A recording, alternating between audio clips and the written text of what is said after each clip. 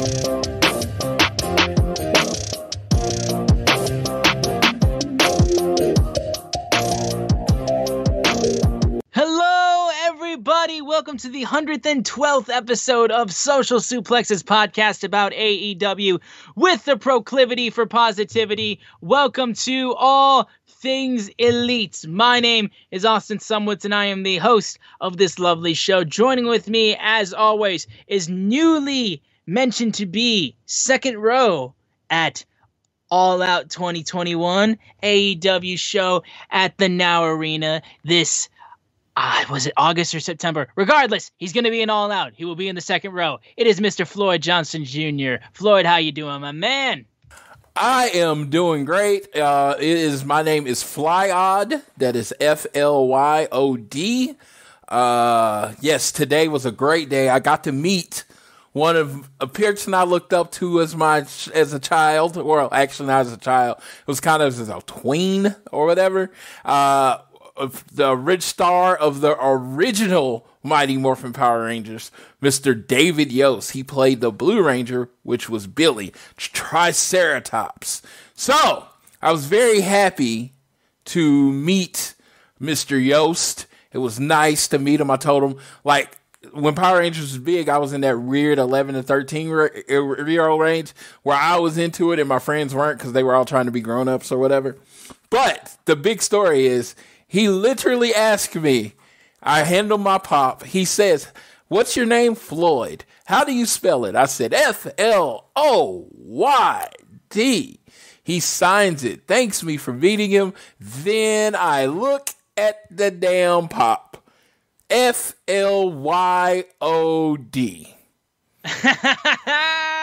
It would be different if one of the most famous athletes in the world didn't have the same name as me. It'd be different. I'd be like, "Oh, Floyd's an old-timey name. You know what? No big deal." But literally, one of the most recognizable sports faces in the world has the exact same name as me. F-L-O-Y-D. And he spelled it wrong. But let me tell you, he made up for it by being super fucking awesome. He spent like 3 to 4 minutes with each person, asking them about themselves when they watched the show, took a picture. He did social distance.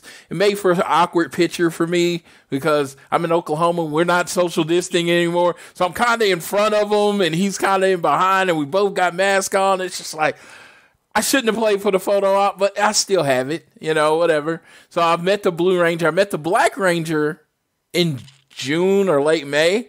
So I've gotten 2 of the Mighty Morphin Power Rangers. So that's pretty cool. But yeah, that's the thing. He spelled my name wrong on this thing I will have in infamy. And you know what? I will always have a story when someone asks, when they see the name, they're like, "He misspelled your name." I'm like, let me tell you. It'd be different if I didn't spell it for him before he wrote it. But hey, shit happens. I get it. That's a little fun story to get us kind of warmed up for the show. But yeah, met a Power Ranger today, had him sign a pop. It's funny. I had never touched a pop ever. And about, I'd say 3-4 years ago, my friend Alex bought me a pop of The Rock. And he bought it and, I put it in a case. And then it's like 2 years later, I found out that, it had been vaulted, right? And this was extremely like a rare pop.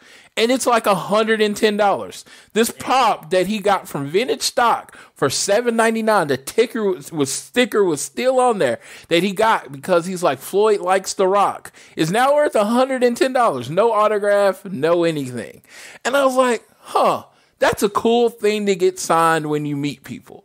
So when I was going to meet people, now when I meet people, I see if they have a pop, I order it, and then I go get it signed. Now I have so many pops that they don't fit on my display. So I got just some name a few, I got Braun Strowman, I got 2 Kevin Nashes, I got a Diesel one and the NWO Kevin Nash, I got Shawn Michaels, Eva Marie of all people. I have 50 pops now, and half of them are signed. So it is unbelievable. It is unbelievable that this started with just a friend giving me a gift because he knew I liked The Rock. Yeah, I will add on to your story actually about misspelled signatures actually, because I've got a good one at least to lead us into that too. The first time I met CM Punk was at All In weekend when he was doing a meet and greet, autograph signing and photo op at Pro Wrestling Tees, and it was weird. You went through the first time through the line and you got your photo taken with him, and then you went through a second time through the line, and that's when you would get the signature. So when I went through the signature, my lovely sister Sydney was too busy to be at the Paul's Chicago meet and greet, where she got to be with Cody and Pharaoh and Brandy for that photo op.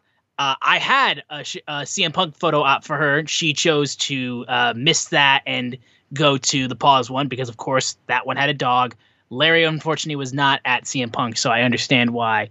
But I ended up still being able to get a signature for her because they were like, yeah, sure, you can get that for her. And I was just like, oh, my sister Sydney couldn't come. Could you sign this for her? And I was like, yeah. She was like, yeah, absolutely. So he signs it.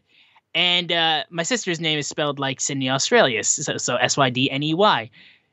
Punk signed it Cindy like Cindy from Jimmy Neutron, Cindy. And he wrote it like, oh, sorry, I missed you, and all that kind of stuff. So I get it in my hands, and I look, and I'm like, oh, thank you so much, Mr. Punk, bye. Because I was so nervous to be like, oh, you spelled it wrong. And plus, I was kind of like in the back of my head, I'm like, this is what you get for not coming to see Punk. So I just walked off with the wrong spelled signature, and I was laughing as I got out of there because I was like, oh my God. It's so good. And then to add on to Floyd's pop figure story, I've got a good amount of those too. The only one that I spent a significant amount of money on, of course, was a CM Punk one that was vaulted because I fucking had to. But yeah, that's a nice little opening, I think, to lead into this episode of All Things Elite, though. We've got a lot to talk about with this show because we had Road Ranger that was this week. We're leading into Fyter Fest. We are, of course, getting ready for All Out with tickets going on sale. Before we get into the entire show, though, I want to make sure you are downloading this fine show on Google or Apple Podcasts. If you listen to us on Spotify or any other platforms that you get podcasts, give us a share with your friends, family, coworkers, whoever you wish. It means the world. You can also leave a rating and a review. Let us know how we're doing. If you're so inclined, you can also leave a donation through our podcast provider, Red Circle. And the easiest way to support us is just to follow us on social media. On Twitter, we are at ATElitePod. At Social Suplex are the guys that make this show possible. Be sure to give them a follow and check out all their other podcasts. They are part of our podcast network that make this show possible. I am at SZoomer4 on Twitter, and Floyd is at Floyd Johnson Jr. on Twitter. And, of course, big news of the week with AEW is that All Out tickets went on sale last weekend. On Thursday, they had the pre-sale because Pro Wrestling Tees sent out emails with pre-sale codes. I was able to get one. And then the general admission sale happened on Friday, and they included the combo packs where you could get Dynamite, Rampage, and All Out all at once. Floyd, you managed to get second row, like I said, which I still can't fucking believe because I had a mess of a time trying to get tickets for this show. So I want to hear exactly, like, how the hell did you get second row? Okay, so first of all, they sent the code out to everybody. So Thursday was basically the general on sale. I mean, I saw the code everywhere. But, I was on the phone with JR. We were doing a tag team thing, right? And I had my computer and I had my phone, right? So JR gets through and he says, I got 3 tickets in this area. And I was like, okay, I'm not through. I'm like, on my computer, I got like 174 people in front of me. On my phone, I have like seriously 200 and something people in front of me. So I'm like, there's no way I'm getting through. So he gets through, buys the 3 tickets. I actually exit out on my computer, but I forget about my phone, right? So he goes through. And then it just pops up. They're like, oh, you're in the queue, right? On my phone, I'm like, oh, okay, might as well see what they got. Boom. Section B, row 2, seats 1 and 2. Bam. Bottom. Dude, like my phone was 700th in line at the beginning. So this literally had to be someone that clicked on the tickets and had a problem with the payment and they got released. It wasn't like just there. It had to be someone that had the 2 tickets in their inbox and somehow the box expired. Either they didn't like the tickets or, their payment process didn't go through because it refreshed. It came back up. I literally thought when I clicked on it to get those 2 tickets, it was going to say, oops, those tickets are all gone. They didn't. It said in the box. And I was like, this is second row to All Out. I have to buy these tickets. So I bought them. And we ended up with 5 tickets to the show. It was kind of awesome. It was, and with what happened the rest of the day, I guess we can cover this now. The damn tickets sold out for All Out. Dynamite, Rampage, you can go on and get tickets right now. But All Out, the 11,000 whatever that it holds, completely sold out. 0 tickets available. What was it? Hold on a second. This is from Dave Meltzer. However, the 7 every ticket from the pre-sale went on sale. They held some tickets back for public sale on the 8th, but they sold out. What's most impressive that only 600 of the tickets bought on the secondary market from the pre-sale were up on the secondary market, which is like a shitload number. Like the average is like 2,000 of those tickets being on sale, but only 600 tickets. So the people that bought the tickets, there are people that are going to the show. And that's crazy. And it's crazy affordable. I will tell anybody, if you want to know, $400 for second row 3-day passes. Yeah, that's insane. That's like, I think only like $50 more than I paid to go to 2-day WrestleMania. And I was in the 100 section. I wasn't on the floor. Oh, no. No, so this is like in the 100 section. So this is like, anybody wants to talk shit about AEW, you know what? You are more than willing to. But I'm pretty sure you're not talking shit if you're listening to this show. But you have to imagine that how much they could have charged per ticket. Sure. That's easy $800 per ticket. For three shows in the first 5 rows, you get to take a chair home. Oh yeah. You charge $800, I wouldn't have said anything. They charged $400. I was able to get me and my friend a ticket for, a great value. You know what I mean? I'm not saying it's cheap. It's not. Tickets in general are not cheap. I'm just saying it's a great value for what you get. I was very excited that, if I've said this before on the show, if you listen, All Out 2019, the greatest wrestling experience of my life, it was because my good friend Tiffany got us first row tickets. She got first row tickets, and she said, "Hey, Floyd, you're sitting next to me," right? That's how it happened, and I was like, I don't think I'll ever be able to repay it. And I got second row, same side for the same show. Yeah, I mean, dude, like me and Cindy were hard cam for the first time we've never been hard cam. And like when Orange Cassidy debuts, you can very clearly see me and her jumping around like fucking idiots because we're so excited that OC was there. Because we saw him like fucking at the GCW show just before. It was nuts. But my experience, I will say real quickly before we get into the Road Rager just going over everything. My experience buying tickets, not so great because I got in. So my sister and I were going in together. She also had the combo pack waitlist ready to go just in case we couldn't get anything. And it's like, okay, if we can't get any normal All Out tickets, we'll fucking go ahead, try to get combo, and then just bite the bullet on that, and then try to see if we can go to any of those shows. I was about 411 people ahead of me. Sydney was over 2,000. So I was like, okay, it's on me. And I get in, and every ticket I buy on floor, they kick me back saying there's something wrong with my device. So by the time I'm trying to figure out what the hell is going on, all the floor seats are gone. So then I'm trying to get like lower bowl, and they're still not letting me get anything in my cart. So I'm like, Sid, you're going to have to do something with the combo seats because I can't get a goddamn thing. And then I tried to switch to my phone, and then I was stuck in the queue again. And then if it wasn't for our mom of all people, she was able to somehow get us really good seats, lower bowl, close over to where the production crew is at lower bowl. And like I want to say like the 6th row, I think we got, which is really freaking, it's pretty close to what we got for Double or Nothing 2019. And those were great seats.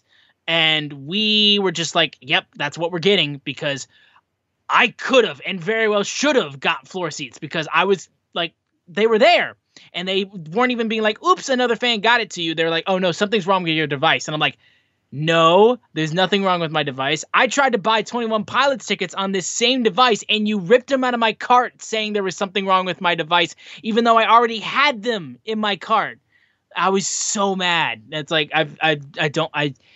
Austin Sumwoods, I don't like Ticketmaster. Like, put that on my tombstone. I don't like Ticketmaster. I very much preferred it when we did it through, even though it was a very bad site because it wasn't ready for the traction. When we did it through Sears Center site, I much prefer that. But yeah, we're both going to All Out though. Thankfully, that is still the case, and I'm very happy that Floyd was able to get second row, which was awesome. And I'm just happy me and Cindy get to go because honestly, that was just the main thing we wanted to do. We wanted to try for floor again because it was so cool the last time, but we are more than happy with what we got right now. Yeah, and it's awesome that we're all going to be there and get to hang out, and I that's awesome to me. I'm looking forward to the weekend. I truly believe it's impossible to have a bad time. Because it's just so many wrestling fans, Chicago's a big area, but that Schaumburg to Hoffman Estates area is not very big. So it's just like, you're right there with all your people, hugging on everybody, loving on them real good. And it's just going to be a hell of a time. And I'm looking forward to it. We're going to be happy to do a show, do a show as soon as we can after the show. Cause we're going to be there and it's going to be fun. It's going to be great. Everybody's like, oh, this is going to happen. I'm like, whatever they do, I'm down for. I am definitely down for me some Kenny Omega versus Hangman or whatever match they come with. I've heard a lot of speculation and I'm just like, you know what? I was there for All In. It didn't disappoint. I was there for All Out. It didn't disappoint. I was there for the other All Out. That didn't disappoint. So, the other All Out, yeah, my tag team did become the tag team champion. So, that's a thing. That is a thing. That happened. So every time there's it. All In, Cody became the NWA champion. All Out, first All Out, I got to see Arn Anderson do a fucking spine buster, which, if anyone knows me, that was like a bucket list holy grail thing. I got to see it, and it was like 5 feet in front of me. And then, last year, FTR became the tag team champions. So, this has been a good event for me as a wrestling fan. It's been an all right event for me. Absolutely. But with our little escapades of getting All Out tickets, if you try to get tickets, we hope you got them, and hopefully we'll see you guys at the show if you're there. Let's get in. Oh, I want to throw something out from Andy. Combo tickets. Apparently, you're getting one ticket for the 3 days. Yes, it's all 3 days. It's like there's not 3 separate tickets. It's two. It's like one ticket for all 3 events. So you can't split it up and like, oh, I just want to go to All Out, so I'm going to sell my Dynamite and Rampage. No. You just won't be going to Dynamite and Rampage and just be showing up to All Out. I mean, that's how it works. I think that's the fairest way to do it. It's going to make the tickets really hard to scalp, because who's going to want to pay an exorbitant amount if they only need a ticket to one show? Yeah, it's very simple like that.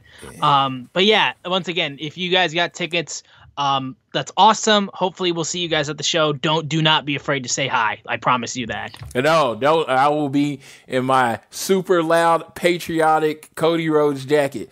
And it'll be me and Tiffany in our jacket. So you will be able to find us. Austin, are you going to be looking Chicago made when you're there? I might wear my Chicago CM Punk jacket. Not because I think CM Punk will be at the show, but just because it's very Chicago and I think it looks cool. Mm-hmm. And I will wear something very AEW underneath it, sure. It really depends on how the weather is, but I will bring it for sure, and then we'll see if I wear it.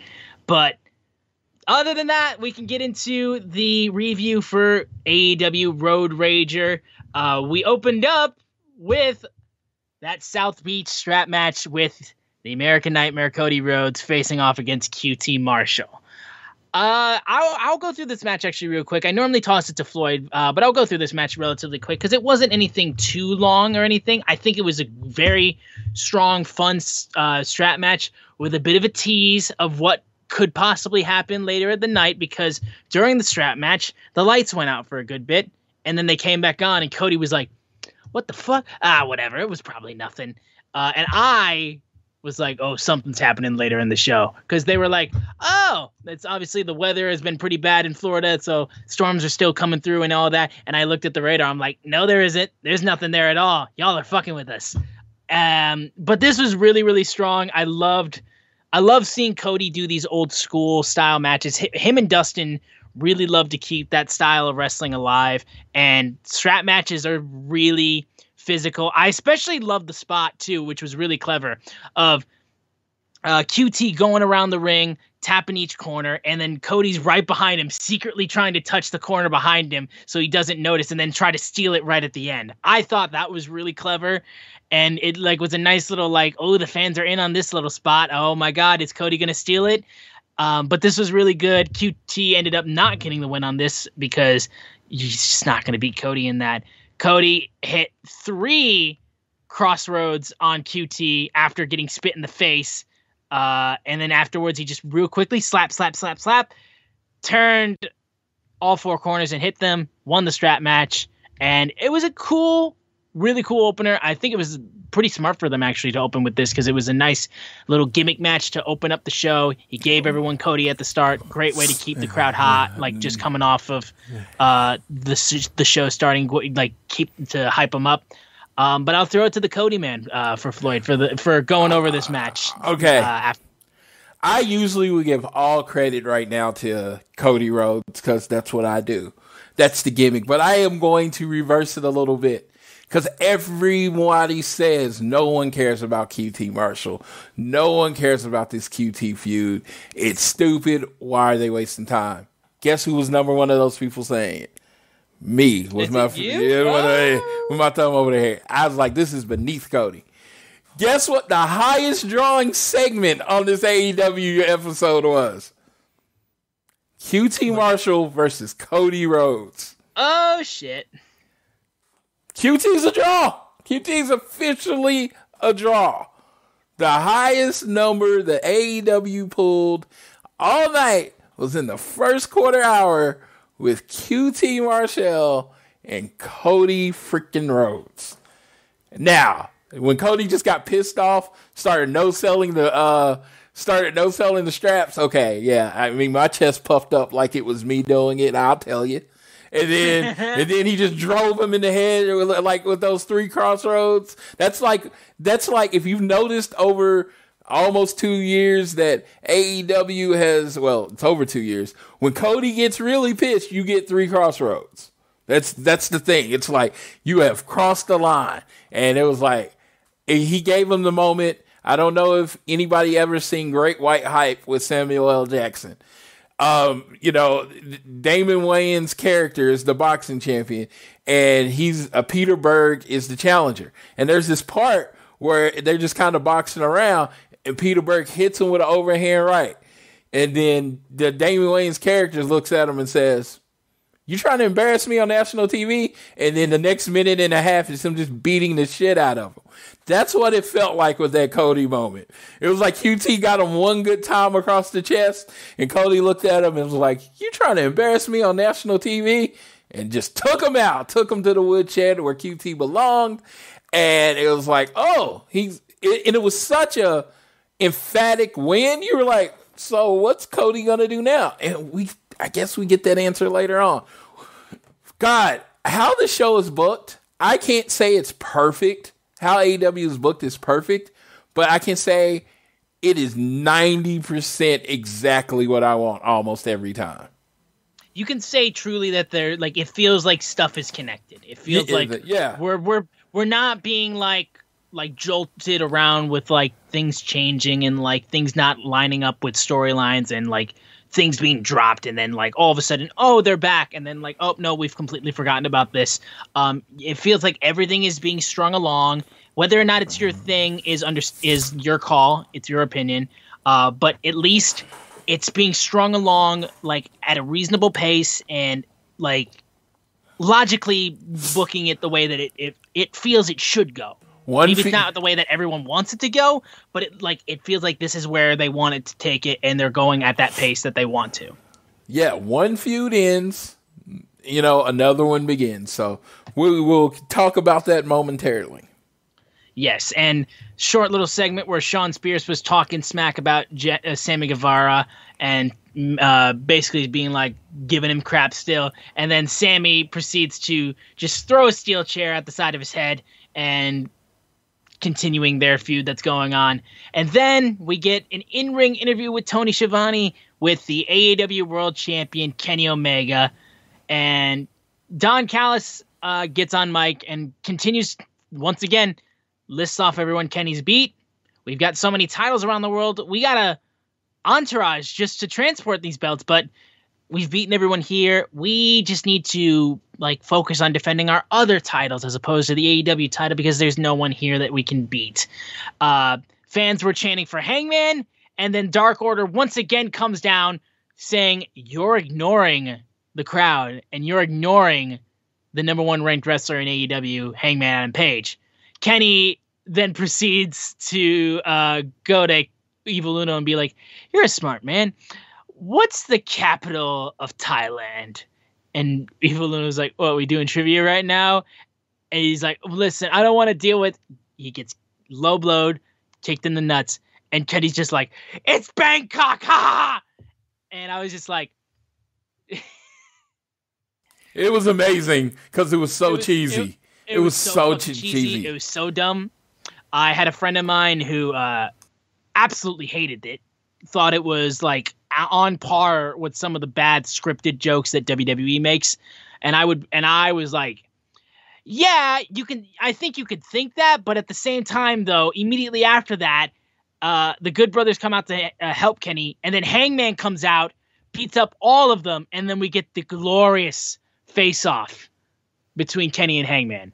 So even though the joke in a lot of people's eyes was pretty shit, I got that afterwards. So they could have said fucking anything beforehand. That face-off with fucking Kenny and Hangman, calling all the way back to Revolution 2020 when Hangman was teasing that little feud with them where he had his hands locked ready to do the buckshot lariat with Kenny's back turned, and now they're looking at each other at the same position.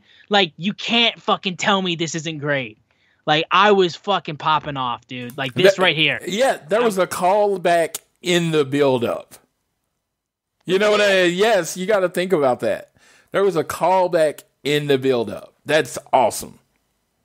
It was so good. So if you didn't like the Bangkok joke, understandable. I thought it was cheesy in a good way, and it was dumb, and it still got a laugh out of me. I'm so fucking happy that they're going with Hangman and Kenny, and god damn it, man, this feud is over, and it's just started. I thought it was good heel heat, the Bangkok thing, because he knew people would hate it. That was the goal. It wasn't supposed to be funny.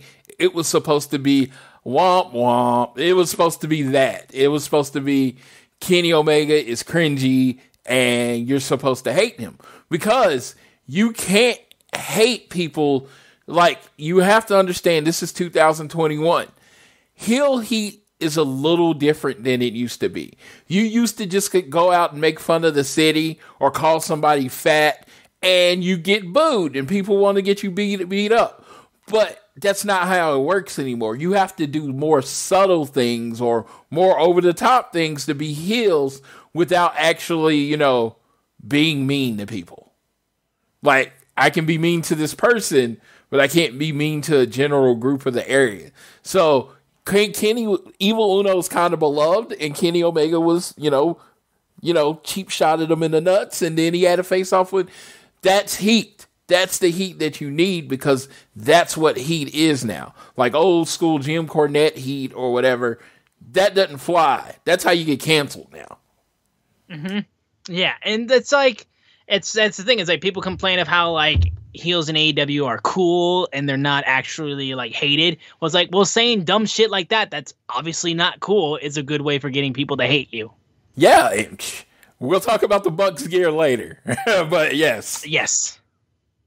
But yeah, this was great. I love this. I'm so excited for it. Like, there's your long-term storytelling right there. It's fucking great. We then had the sit-down interview with Jim Ross interviewing All Ego, Ethan Page, and Darby Allin. And they continued to tie in of their feud that was happening before AEW. And I loved how Darby was like, my first year in wrestling was Ethan's 12th. He couldn't stand that. And I made it to where he was that in just 1 year, and he was there.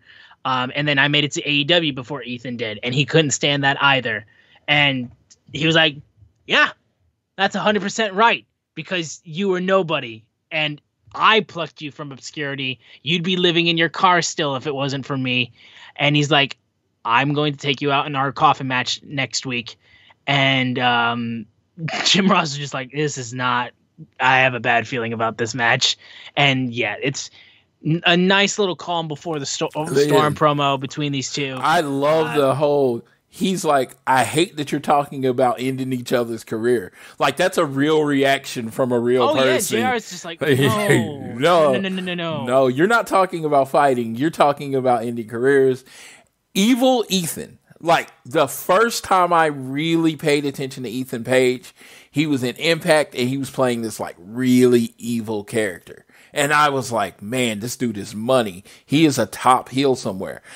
This is one of the first times that I saw it relayed on AEW that this guy's an evil bastard. You know what I mean? It's like, I'm not trying to beat you. Shit, if I get the 1, 2, 3, whatever. I am trying to end your career. I am going to make my name off of making it where you can't wrestle anymore. Yeah, and he said it before. It's like, I beat you in a 2-on-1 handicap match. I don't fucking care. Yeah, like, I want you to be in pain. I want you to be not wrestling anymore. This is so intensely personal, so quickly. It was one of my most anticipated, when I heard Ethan Page was a free agent and I assumed he was going to sign with AEW.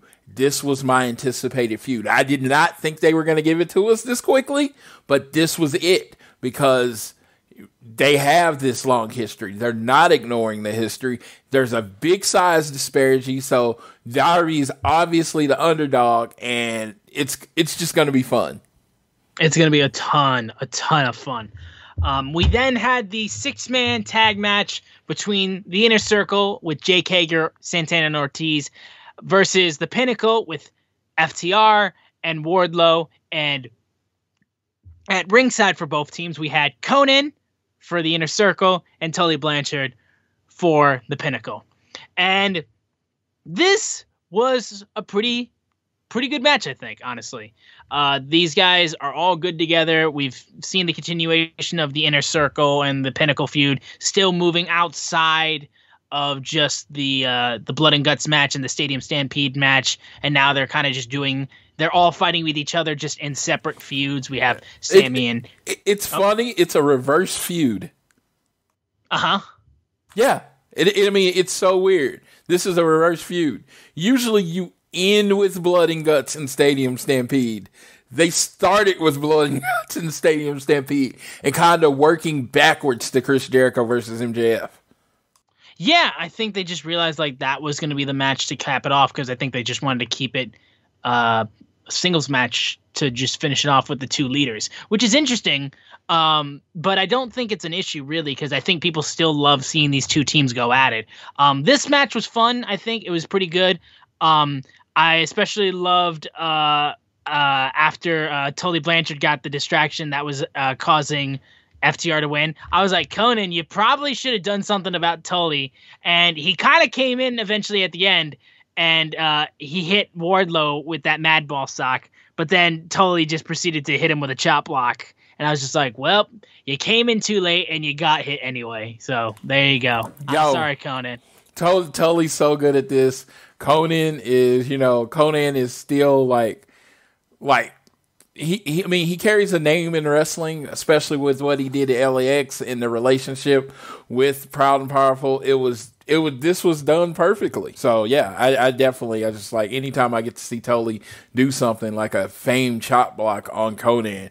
Just think about this. If I said this to you in 2000, that in 2021, Tully Blanchard was going to be chop blocking Conan. What? One was a talent in the 80s, one was the 90s. They're not, you know what I mean? It's just kind of cool. All right. Well, up next, we had the announcement that next week at Fyter Fest, we have another defense of the IWGP United States Championship with one Jon Moxley returning to action. And he will be defending that title against the Machine Gun Carl Anderson of the Good Brothers, of the Bullet Club, of the Elite. And yes, I love these U.S. title defenses that we're getting with the IWGP U.S. title. I love seeing that belt defended. It gives John stuff to do, obviously, because he's, other than being off TV recently for being with Renee and their new child, he had been doing stuff with obviously with Eddie Kingston, but that had started to come down and wind down a little bit as it gave time for Moxley to go away. But we're getting John back. He will be fighting and defending that U.S. title against very avid former. I'm missing. I actually should have looked this up beforehand. Has Carl Anderson won any titles other than tag team titles in New Japan? Any singles titles for him? I am going to say no. I didn't think so. So I think this would be huge if that happened to Carl.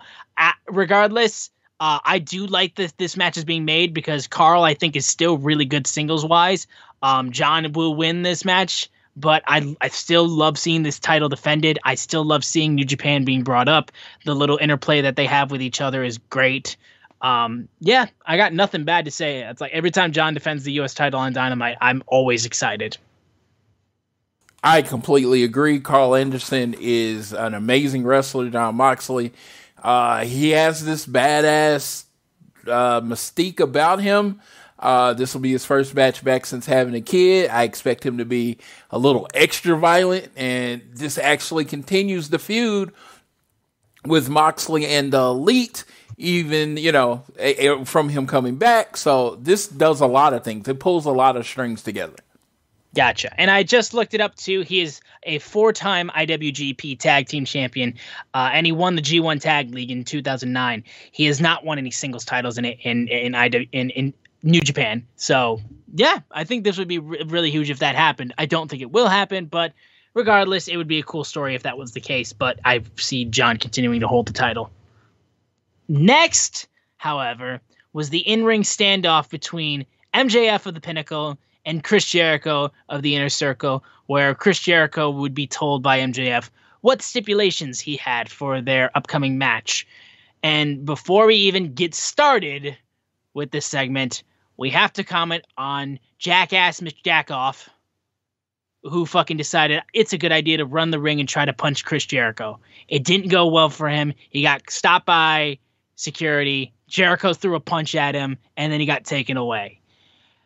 I hate talking about this stuff because these guys are not wrestling fans. They are not wrestling fans, and I refuse to look at them at that, because if you were a wrestling fan, you would not be that dumb to try to get in the ring with these actual guys who could kick your fucking ass. And it's no disrespect. It's nothing. It's not. It's like, it's just, I'm so happy wrestling is touring again. I'm so happy that fans are back in attendance. And then we have people like you ruining it for listener of Cornette. He was like, hey, what'd you think of my debut? And then Jim Cornette basically was like, yeah, you fucking don't even do that again. It's like, you're an idiot for doing that, and you're being blocked. And I know Kenny Omega made a comment about Jim being like, hey, maybe you should tone down your internet persona a little bit. I'm kind of on that side too, because I won't even get into that really, but like, just I'm on Kenny's side with that too. But very simple. Don't rush the ring. You will get your ass kicked. You will be taken out. You will not be at another wrestling event. I don't even fucking like talking about stuff like this, because the last time someone rushed an event at a major wrestling event was when someone tried to rush Bret Hart at the Hall of Fame. And I was so fucking furious when that happened. And thankfully, one of the members of FTR knocked that dude out very strongly for that. So good on that. Yeah, big thing for me on this is, and I said this before we got on the show, and I'm going to make this short. I hate this especially. Of course, I want the wrestlers to be safe, but I hate that wrestling fans get lumped in with this piece of shit. I don't like that, because I am a wrestling fan. I know it's a show. My job is to make noise, be excited, and enjoy the show as a spectator. I am not a part of the show. People that do shit like this didn't have the talent, the hard work, or whatever it took to be a professional wrestler, and they will do anything to be a part of the show. And to me, at that point, you are no longer a fan. You are a wannabe wrestler. And I don't want to be lumped in with those people, because I want to watch the show. I want to cheer. I want to boo. And I want to have a good time. I am not there to make myself a part of the show, which this idiot did. And like, he doesn't really even deserve any more of our time, but Fat Bastard worked as a name. I guess that's his name on Twitter. That's his handle. That's his quote unquote gimmick. But dude, nobody wants this, even Jim Cornette. I'm like, I know Jim Cornette says outrageous shit, but in the end, he loves pro wrestling more than anything in the world, and he doesn't want people tainting the business by rushing the ring. Yeah, and you can be happy that this was your only moment in the starlight, because it's not happening again. And like, bro, keep trolling if you want to do that, but that's all you'll be known for, and you're going to be your legacy. So knock it the fuck off, because that's simply it. I hope they caught it on DVR for you, so you can go home and jerk off to it later. Whatever. There we go. Now let's talk about the actual segment where MJF and Jericho went face to face. Jericho was like, you know what? I don't back down from anything. Let's set up the stipulation. And Jericho is told by MJF about how MJF used to look up to him, followed his career, loved it when he was at odds with Jon Moxley. And in order to go and wrestle him, you made him wrestle every single member of the Inner Circle. So I'll do you one better. You'll have 4 of my opponents of my choosing, and they'll all have different stipulations. And then the last one, if you win those 4 matches, which you won't, you will get the MJF rub one more time, and you'll get a match with me. So he signs the dotted line, says, if I can't beat your stipulations, I don't belong in AEW. I will beat them, and I will ruin your life. And they shake hands, and then proceeds to, after MJF tries to leave with the handshake, he pulls him into a Judas effect, and that was it. We got a little thing. We're going to get multiple Chris Jericho matches against MJF's opponents of choice, and that will lead into the match that MJF and Jericho will have. So we get 4 Jericho matches to look forward to. And this was good. Other than jack off, it was good.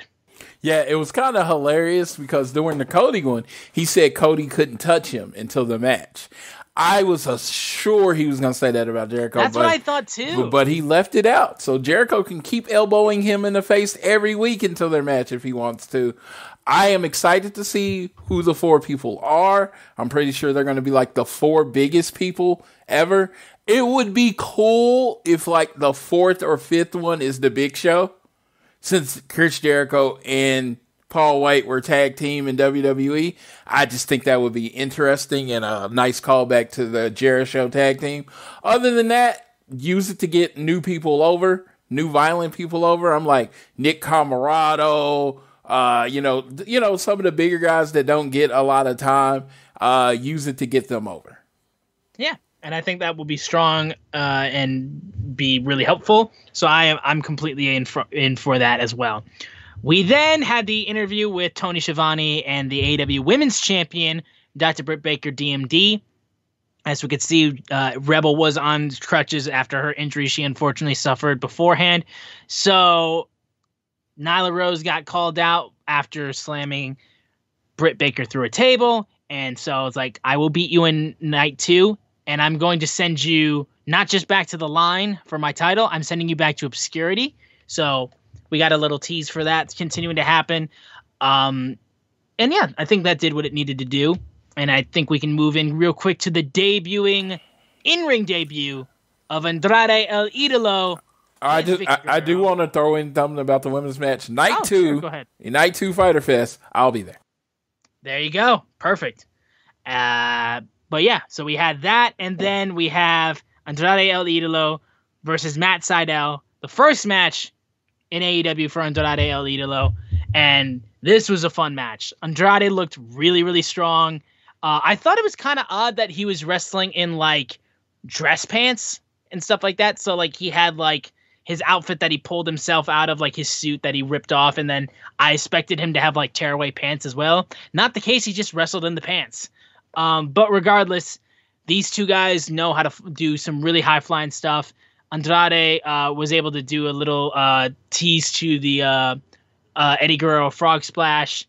And Andrade was able to fight back and got like a driving knee move, which looked really dope. And that was able to get the win on Sydal. It was a really strong debut for Andrade. I think now that he's actually in AEW and he's actually wrestling, I think people are realizing, oh yeah, this guy was really good. He had great matches in NXT takeovers, and like we forgot how good he was actually because we kind of haven't seen him do stuff like this in a while.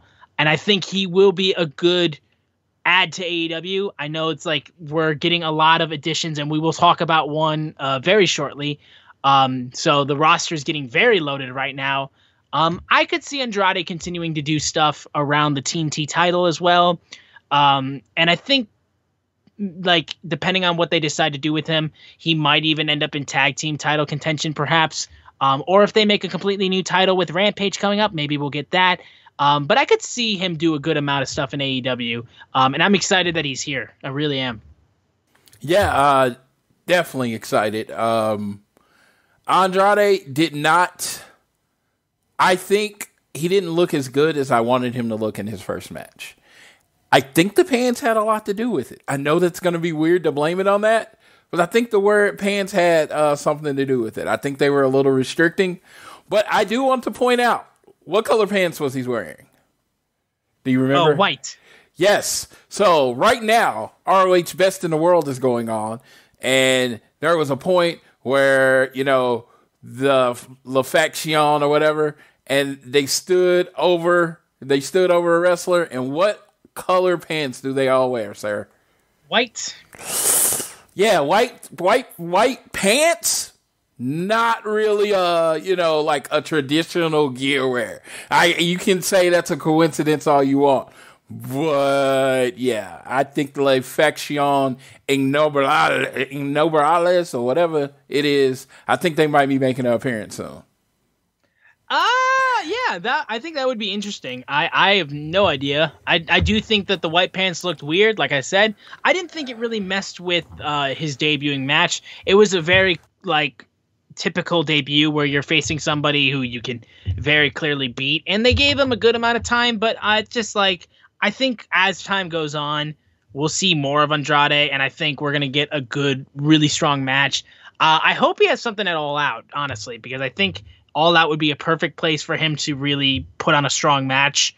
So yeah, hopefully that is the case. But we got the announcement as well that next week for Fyter Fest Night 1, we are getting the Matt Hardy Christian Cage match.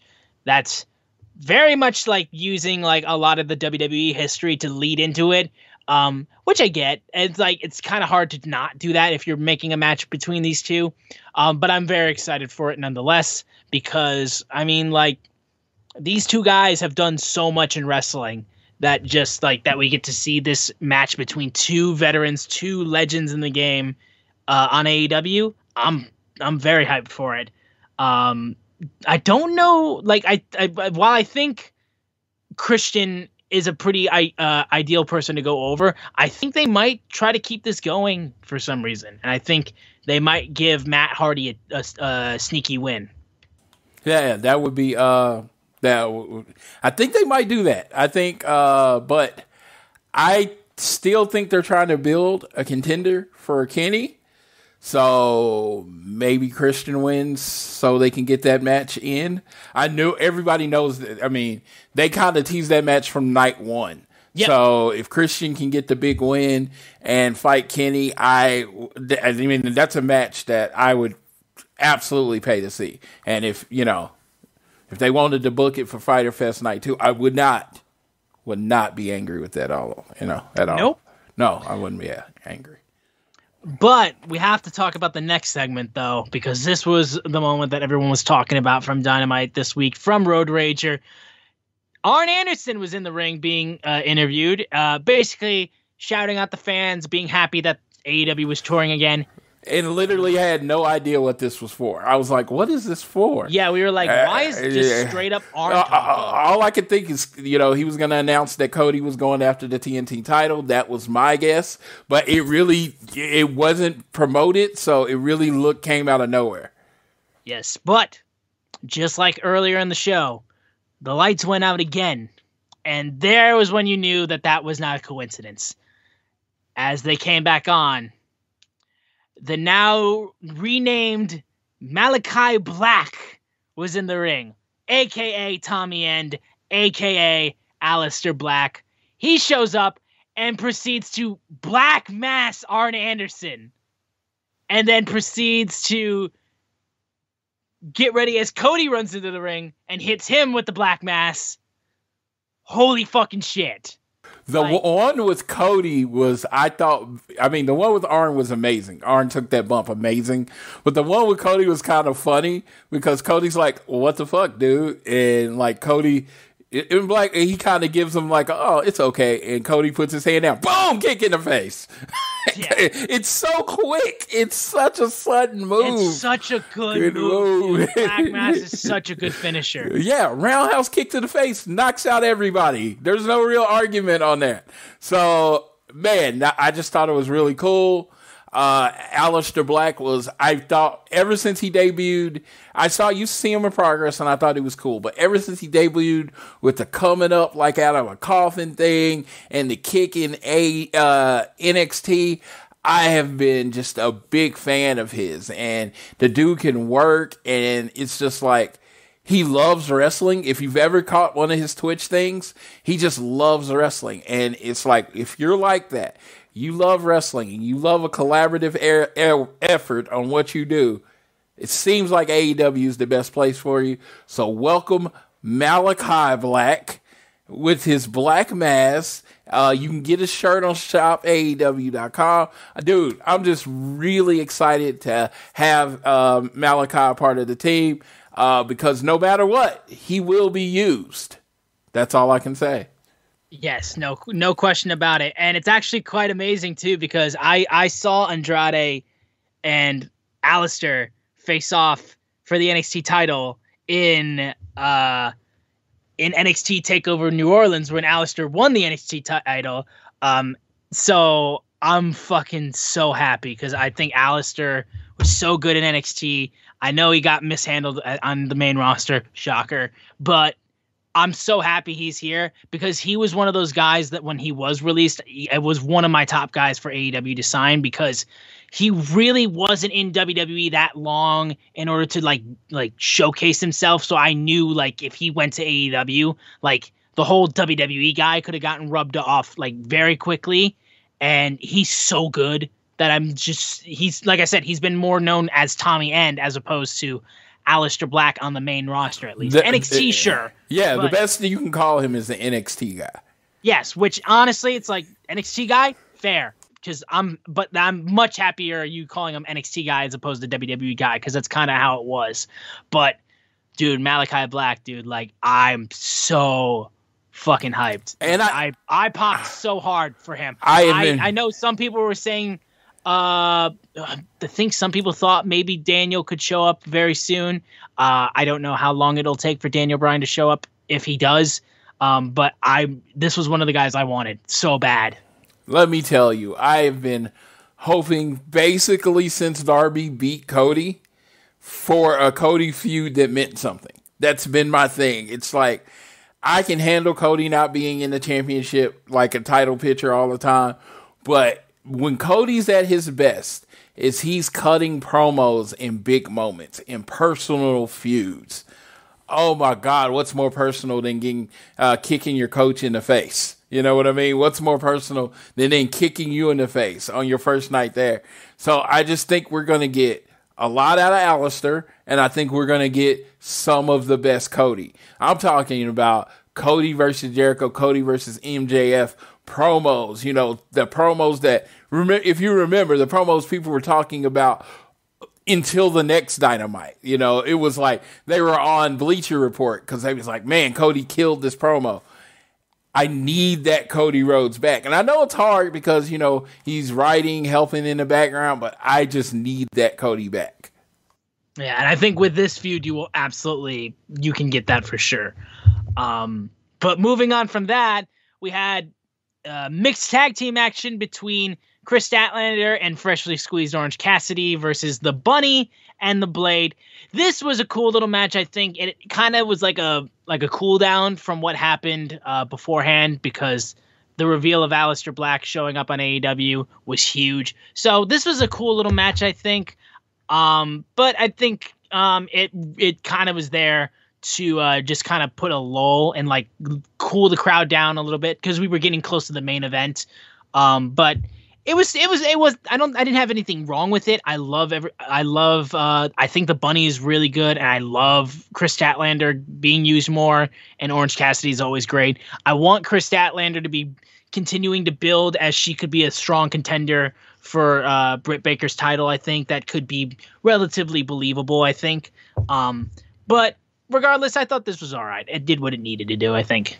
Yep, did exactly what it needed to do. It did show Chris Statlander's athleticism, like busting out the 450. I thought that was incredible. And yeah, and I think they did it in a more entertaining way. I was really dreading this match. Mm-hmm. Yeah. But after this, before we get into the main event, we had an interesting, I would say, segment where they had shown multiple times in the crowd that Amanda Nunes of UFC fame, and I believe his name is pronounced Jorge Masvidal, they were in the crowd, which was very cool. Specifically, Amanda Nunes. I thought when I saw her, I was like, oh shit. Well, apparently WWE gets Ronda Rousey and we get Amanda Nunes. So, well, there's a cool little thing for you. But then Dan Lambert, who was basically the runner of American Top Team, which was related to those two, comes in the ring, basically be like, AEW sucks. I'd rather watch the old school Florida Championship Wrestling days. Tony Khan invited me here, but you know what? I should have trusted my instincts. This place sucks. And then Lance Archer, the Murder Hawk Monster, comes out and then just beats the shit out of Dan. And there you go. That was the segment. It gave Lance something to do, which I think is cool, but this was kind of pointless. I was cool to see. Like I said, it was very cool to see Amanda Nunes. It was cool to see Masvidal, but didn't really need this. Dude, But it wasn't meant for us, I guess. Dude, I will say, if you needed to teach a class on getting heel heat in 2021, Dan Lever could have taught it. All right. Because that was the perfect time. He didn't say anything that could get him canceled. He just said, basically, what you like sucked and what I like was good. Basically, he was Jim Cornette in a nicer way. Yeah, it was an easy way for him to. I mean, it's cheap heat. It's cheap heat. I've heard him cut basically the same promo in MLW and in Impact, but I don't care. It's very entertaining. And then Lance Archer with his whole "Everybody Dies" thing, it worked all the way around. It was a very entertainment segment, and it got Amanda Nunes and Jorge Masvidal on your screen, which is cool because Amanda Nunes is the real baddest woman on the planet. Yeah, there you go. But yeah, I guess that's really all to say about that. Main event time. The AEW World Tag Team title is being defended in a street fight. The Young Bucks versus Mad King Eddie Kingston and Penta El Zero Miedo. This match was really fucking good. We had just great table spots. There was even a spot where Eddie Kingston, I think at one point, took a table into the ring, ripped the fucking endings off of the table, the little thing that surrounds the edges of the table, rips that off. They slam him on the edge of the end, the table's flipped upside down. They slam him on the table that way, and then they go through the table later in the match. They got so many high spots in this match. We got to see once again the Elite Hunter Frankie Kazarian powerbomb Brandon Cutler through a table. That was dope. Gallows and Anderson showed up and took out Frankie Kazarian, and then the Good Brothers brought out thumbtacks, which then Eddie Kingston opened up, and then after Matt Jackson got hit with a trash can. Nick Jackson then proceeded to Hurricanrana Penta onto those thumbtacks. And then they super kicked Eddie and stuffed thumbtacks into his mouth and super kicked him. And that was the win of the match. That right there is a fun finish. You put thumbtacks in a guy's mouth and then kick him out of his mouth. I think that's a fun finish. Young Bucks retain the titles. They are continuing to be unstoppable. And I mean, these were guys you could possibly see win them, but it was a very, very fun, very vicious match. A great way to end off Road Rager, honestly. Well, let me tell you about this match. Real tag teams. We need them. They need to feud a real tag team. I know Ray is out. I don't know if Ray was supposed to be in this spot or whatever. I know Ray is injured. I get it. I know Moxley was out looking after his new kid. 100% get that. 100% understand. But there are too many established tag teams in your company to keep putting on matches with non-established tag teams. Mm-hmm. And it's like it's a small pet peeve of mine. They made it make sense by them winning the Eliminator match. I'm not saying it doesn't make sense. I'm saying from a booking standpoint, for someone who loves tag team wrestling, like with a fiery passion that probably cannot be touched, I want to see the tag teams that you're establishing and we're watching every week. Otherwise, we're watching the other tag teams for no reason. Yeah, no, and we've done nothing but praise AEW and their tag team division with how strong it is. And wow, yes, Eddie and Penta have ties together because they were in a group together. They weren't a tag team in that group. They were just in a group together. We have many tag teams in AEW. Yeah, a ton, and a lot of them are very good tag teams. And I think it would be much better if those established tag teams got shots at the AEW tag team titles. And the Young Bucks have scrapped it with a lot of those tag teams before. So honestly, it's why not just for the titles or as the champions face off against these tag teams that you have in AEW, because we haven't seen a good amount of them in a good bid. So yeah, putting matches with them, like it would feel new still because we haven't seen them in a while, and these guys haven't faced the Young Bucks in a while. So like, yeah. Why couldn't that be any? Why couldn't that same match, the same past 2 weeks that have happened, been Evil Uno and Stu? Sure. Yeah. It makes it. Plus, I think like well, fucking Eddie and Penta are both over like crazy, of course. So it wasn't like they weren't over, but like I think in a match like this, well, I think in an Extreme Rules or in a street fight match, these two being in it makes a little bit more sense. But yeah, guys like Stu and Evil Uno could very well fight for the titles, and it would be believable, and fans would be behind it, and like. I don't know. I feel like you have a lot of teams that you could be putting in these positions, but we're getting a lot of just thrown together teams of like people that are either in groups together or like maybe they've tagged once or twice together and then they're going to go for the titles. Like we love the tag team division in AEW. We just need it to be seen used going after the Young Bucks titles. I think that's simply it. Yeah, I was going to say, no, there's nothing I can add to that. Yeah, that's it. Yeah. But that was AEW Road Rager in Miami, Florida.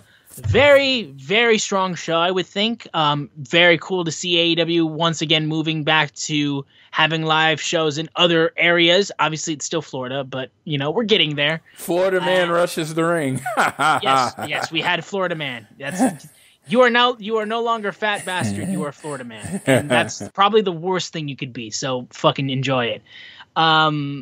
But yeah, this was a good show. I really enjoyed all of it. Honestly, my favorite part was still the face-off. But, well, tied between Malakai Black debuting and then the face-off between Hangman and Kenny. That moment alone was just so fucking well-earned. I loved it. I got to give Malakai Black the number one. And two is Cody's face when he decided to not sail the whip to the back. I just thought, of course, I am a Cody fan, so I was paying attention, like super attention. But that look on his face he gave where he's like, no, this is not happening. And then he just started beating QT's ass. I just thought was brilliant. Yeah. Well, we can get into the preview for night 1 of Fyter Fest, which honestly, as I'm looking at it, looks pretty stacked. We have a returning Yuka Sakazaki facing off against Penelope Ford. We're going to have that IWGP US title match between Jon Moxley and Carl Anderson. Ricky Starks and Brian Cage are going to be going after each other for the FTW title. They also had a little interaction on Dark this week. We're going to hear from Hangman Adam Page. We're going to get the Matt Hardy Christian Cage match that was teased. And we're going to get the Darby Allin Ethan Page match, the coffin match. That is going to be very, very exciting. Like, honestly, this card looks fucking stacked. I'm a little nervous for night 2 because technically, like, this is going to be one giant show. This seems really fucking stacked. So I hope night 2 it lives up to that as well. Yeah. And the most exciting part, I've already said my prediction. I do think the Team Taz is going to turn on Ricky Starks. Also, everybody on Twitter, go check out Taz's Twitter. He put a picture of him from 1986 as Kid Crush. Dude, you won't even recognize the guy. You will only know it's Taz because Taz posted it. But yeah, Christian Cage and Matt Hardy, looking forward to it. That's literally, I can honestly say, I probably saw their first televised match against each other. You know what I mean? Because I was watching everything WWE back then, so I know I probably saw it. I can't say it's a vivid memory or anything. And then Darby Allin and Ethan Page, take my money, take everything, take my attention. I'm like literally going to have to call somebody and say, hey, I need you to watch my job and watch the computer while I give this match my full attention, because I think it's going to be violence on a level you haven't seen in AEW very much.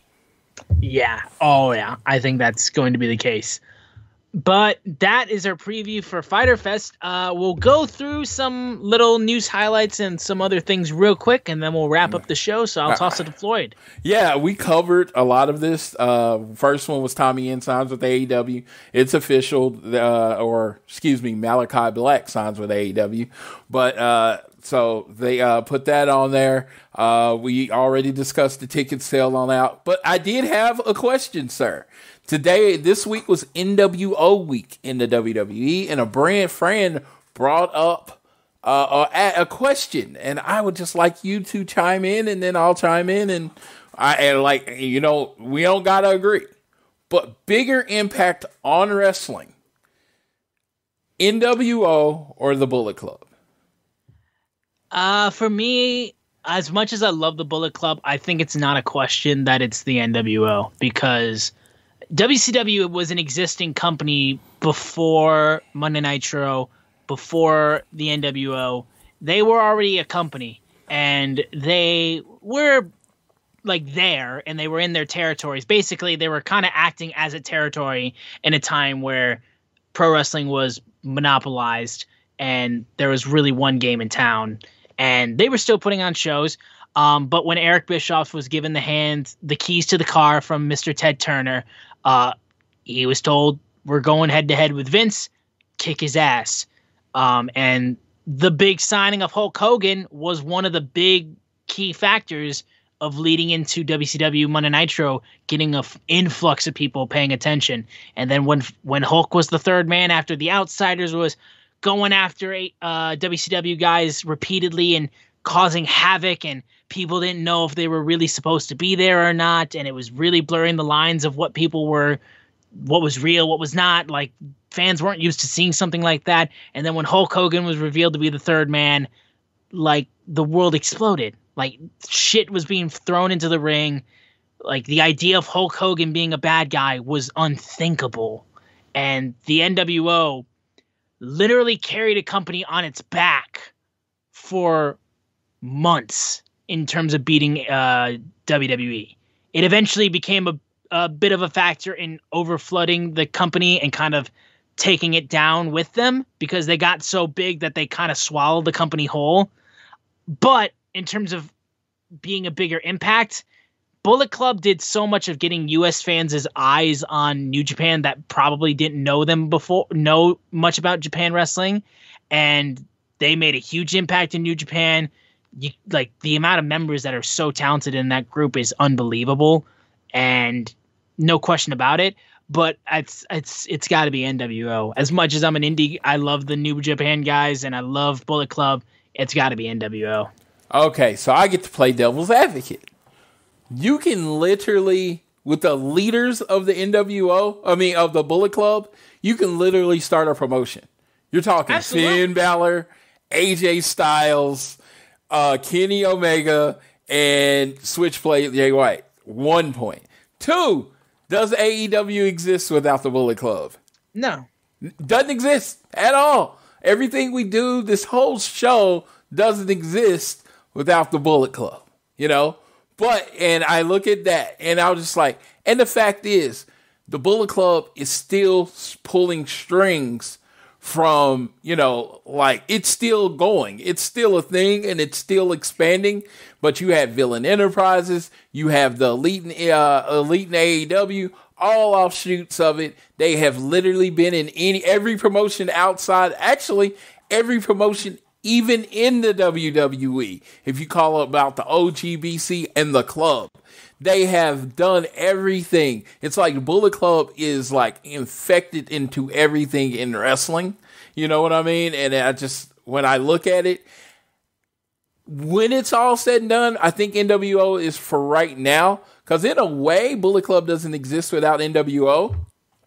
Because NWO was kind of the heel faction, and now the Bullet Club is. But if you look 10 years down the line, you will probably be saying of all time that, the Bullet Club is right there with NWO, because the biggest piece of it is Kenny Omega. How many memorable matches and memorable things has he done as a member or the leader of the Bullet Club? it's just crazy. You can't even almost put it in a book. They changed wrestling. And that's the one thing I think most people won't give them credit for, that NWO changed wrestling. They absolutely did. Bullet Club changed wrestling without a Hulk Hogan big name. Yeah. Because, NWO doesn't work if it's not Hogan. Yeah, and I think, what you said is 100% true. I think as time goes on and AEW continues and Bullet Club continues, perhaps, I think the narrative could very well shift, because we're only a few, like I said, it's still only been a little over 2 years of AEW's existence. So this could shift dramatically with how people view the different, who made a bigger impact as the company continues to grow on. But yeah, AEW doesn't exist without the Bullet Club and those members of the Bullet Club getting together, becoming the Elite, all this kind of stuff.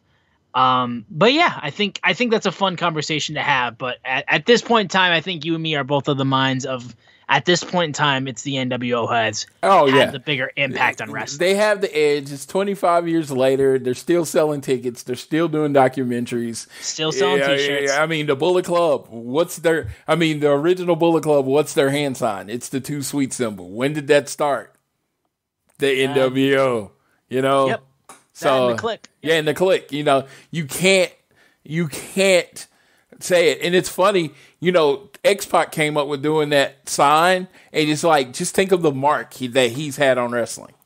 Oh, yeah. And everybody in DX, no one has tried to take that from him. They say X-Pac came up with the NWO symbol. He just he said he saw some German military or something do it, and he was like, man, that looks cool. And then they started doing it. So it's X-Pac, one of the least members of the group, if you think about it, is one of the people that changed wrestling history forever, because you can go anywhere, you see a person with the wrestling shirt on, you throw up the 2 Sweet, they know exactly what to do. They throw up the 2 Sweet with you, and if you go down low, they know exactly what to do, and they know how to make it kiss, and that is the impact of the NWO. People are still chanting what 20 years later?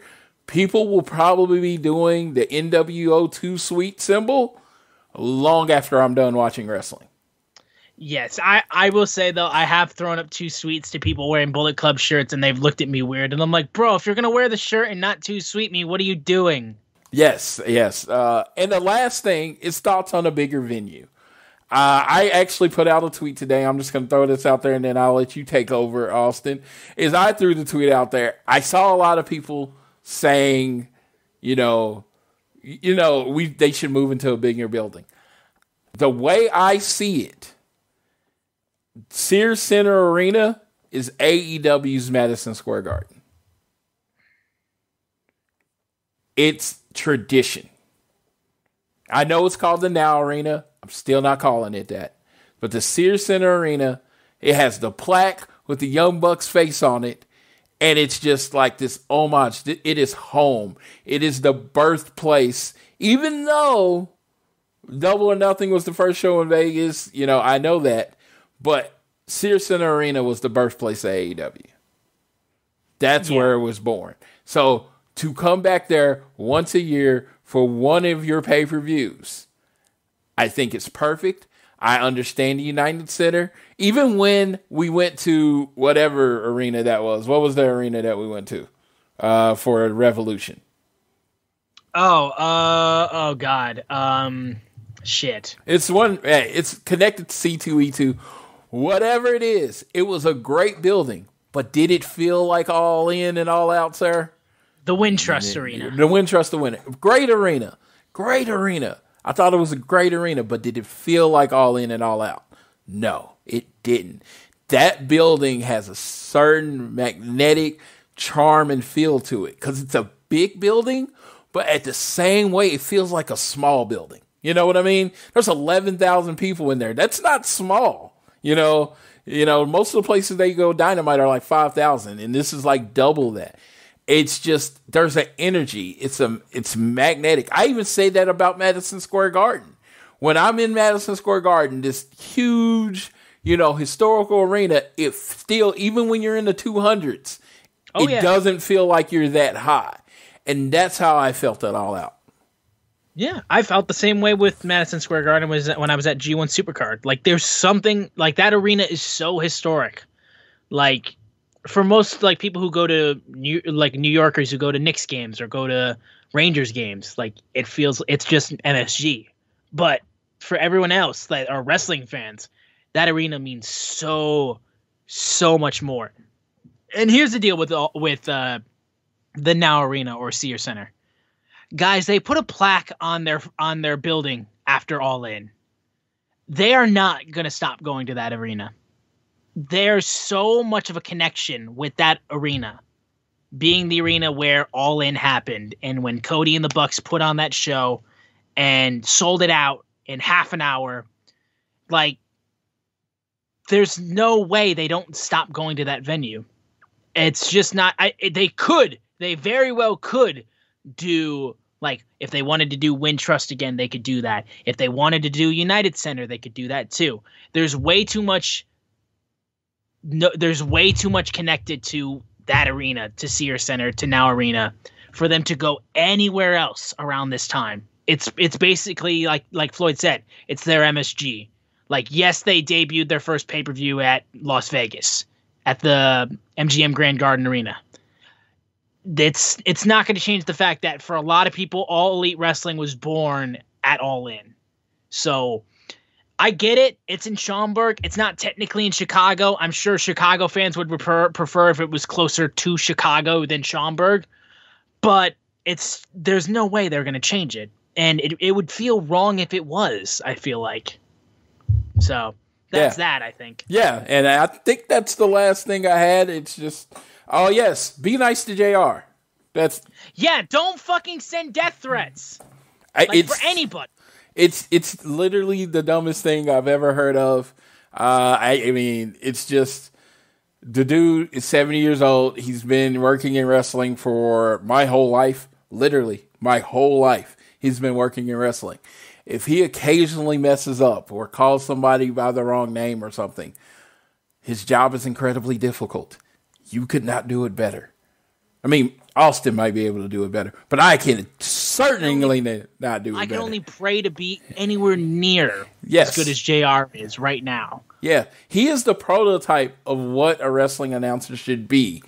My whole life, he's the voice of my childhood, whether it be Mid-South or whether it be WWF and a little in WCW. He is the voice of my life. So there's no way you will ever get me to say anything bad about Jim Ross. And you know when it's time for him to hang up? When he says he wants to. Not a second before. Mm-hmm. It's that simple. And even if, I dislike a lot of people. I dislike Fat Bastard. I'm not sending him death threats. It's that simple. You don't do that. Because it's fucking stupid and it's wrong. And even if you don't like somebody... Don't fucking do that because it's fucking gross. So stop it. Oh, and a big congratulations to the one, the only, the hot mess. I don't know if she's playing that character. Chelsea Green signing with ROH. That she announced signing with Ring of Honor. I completely understand the reasoning. She wants to be in a company where she can be featured. I mean, she be in AEW and they treat her well, but before she became the woman, it'd be a while. I mean, there are people ahead of her there. So ROH is trying to build a women's division. They're trying to make it matter. That's the perfect place for Chelsea Green. Absolutely. Congrats to her. I think she'll do great there. She debuted at Best in the World. And some other stuff happened on the show. I just saw the results of the Ring of Honor Championship match. I won't say it so I don't spoil it for Floyd. But yeah, I'm glad to see Ring of Honor's back doing shows. Yeah. Shout out to Ian Riccaboni. We need to play NBA 2K at one point. Yeah. The big thing with Deonna Purrazzo, signed with Impact. And I was like the same way. This is a perfect place for her to be featured. And look at how she's been featured. She has built her star up so much. Oh, yeah. That when her contract with Impact's up and maybe she wants to come to AEW, it is a big deal. The virtuosa Deonna Purrazzo coming to AEW is a huge deal. I feel like Chelsea Green can get that same energy and that same kind of traction from ROH. I'm not saying they're feeder systems at all. Maybe Chelsea Green and Deonna want to be happy there forever. And to them, if that's that, I tip my hat to you. Because I personally know AEW is not going to sign every wrestler. But it was like, if you think you're the person, go to where they're going to book you like the person. Because when it comes down to it, when you go to that next job, if you weren't the guy at that company before, or the person at the company before, more than likely, you're probably not going to be the person at the company you go to. Yeah, man, just makes sense. If you want to be booked like how you want to be booked, go to that company that would do that. Yeah, and it's like Deonna Purrazzo, like I don't know how long her contract's up, but man, how she's been pushed in Impact Wrestling.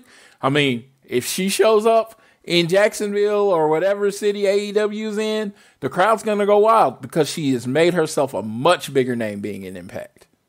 Totally. Yeah. But with that little news headline out and wrapped up, we can call it on this episode of All Things Elite. Thank you guys so much for continuing to listen. It means the world to us. Be sure to continue to share the podcast with everyone you can. It really helps us out. Leave a rating and review. Keep downloading the show. Leave a donation through Red Circle if you wish. It would be incredibly generous of you. On Twitter, we are at AT Elite Pod, at Social Suplex. Those are our podcasting network that makes this show possible. And be sure to check out Social Suplex's other podcasts. You will not be disappointed. I am at SZoomer4 on Twitter. Floyd is at Floyd Johnson Jr. on Twitter. And with that, I will send it over to Floyd, and he will take us home for this episode. Thank you, guys. Well, a happy July 11th to everyone that listens to the show, or July 12th, whenever you get to hear it. Just again, we want to send out our big appreciation for everybody out there for any time you listen to the show. But I still want to say the same thing I've been saying. Be nice. Be nice. I mean, I know the doors are opening. The world's opening back up. But you know what? We're still all one. So do your best to just be nice to people. You know, don't go on Twitter talking crap, wishing people would die, blaming people for stuff that's not theirs. I've just seen so much this week. It's actually like brought me down, which is almost impossible because it's just a lot of hatred and meanness out there. And I will say this. I know my little speech at the end of my show probably not going to change one minds, but if it can make one person be nicer, I will do this every week. So if it comes to home, school, or work, always do your best to be elite.